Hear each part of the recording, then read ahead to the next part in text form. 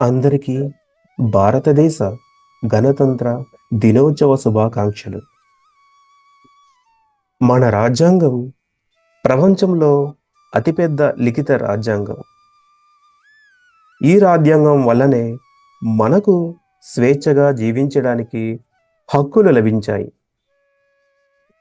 మనం భారతదేశంలో స్వేచ్ఛగా ధైర్యంగా బ్రతకడానికి మన దేశ సైనికులు మరియు మన దేశ స్వాతంత్ర్య పోరాట వీరులు ముఖ్య కారణం.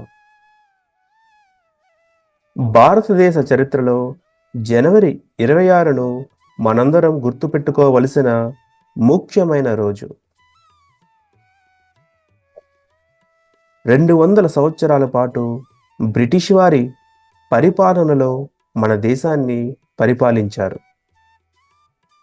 ఎందరో త్యాగమూర్తుల పోరాట ఫలితంగా 1947 ఆగస్టు 15న బ్రిటిష్ పాలన నుంచి విముక్తి చెందిన భారతదేశం స్వాతంత్ర దేశంగా ఆవిర్భవించింది. అప్పటి వరకు మన దేశ పరిపాలనా విధానం పూర్తిగా బ్రిటిష్ రాజ్యాంగం ప్రకారమే జరిగేది.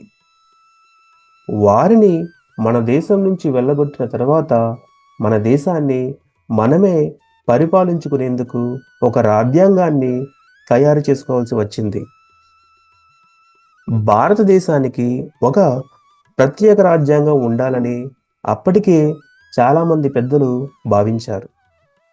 ఈ నేపథ్యంలో రాజ్యాంగాన్ని నిర్మించేందుకు డాక్టర్ అంబేద్కర్ నేతృత్వంలో ఒక కమిటీని ఏర్పాటు చేశారు.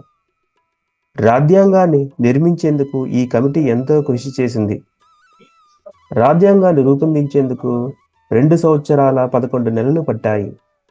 ఇక చివరగా 1949 నవంబర్ 26న రాజ్యాంగాన్ని అడాప్ట్ చేసుకున్నారు.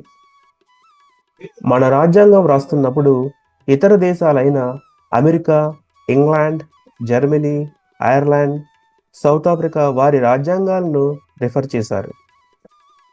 భారతదేశ రాజ్యాంగానికి 1950 జనవరి 26న ఆమోదం లభించింది. దీనికి గుర్తుగా ప్రతి ఏటా జనవరి 26న గణతంత్ర దినోత్సవాన్ని జరుపుకుంటున్నాం. ఆ రోజు నుంచి భారత్ పూర్తిగా ప్రజాప్రభుత్వంగా రూపుదిద్దుకుంది.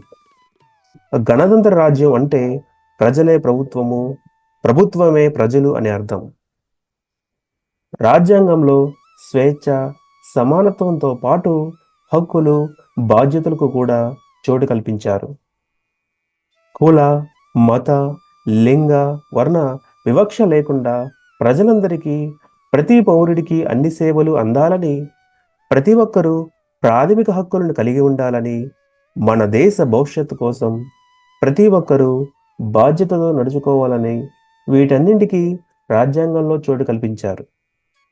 వీటన్నింటినీ గుర్తు చేసుకుంటూ మనం గణతంత్ర దినోత్సవాన్ని జరుపుకుంటున్నాం. భారత పౌరుడి ప్రాథమిక విధులు 42వ రాజ్యాంగ సవరణం ద్వారా 10 ప్రాథమిక విధులను రాజ్యాంగంలో చేర్చారు. దాంట్లో మొదటి పాయింట్, రాజ్యాంగానికి కట్టుబడి ఉండి జాతి ఆదర్శాలను, జాతీయ పతాకాన్ని, జాతీయ గీతాన్ని గౌరవించాలి. రెండవ పాయింట్, జాతీయ స్వాతంత్రోద్యమానికి ప్రేరేపించిన ఉత్తమ ఆదర్శాలను మనసునుంచుకుని ఆచరించాలి. మూడవ పాయింట్, కోరినప్పుడు దేశ రక్షణ, జాతీయ సేవ చేయాలి. నాలుగవ పాయింట్, దేశ సార్వభౌమత్వాన్ని, ఐక్యతను, సమగ్రతను ఆదరించి పరిరక్షించాలి.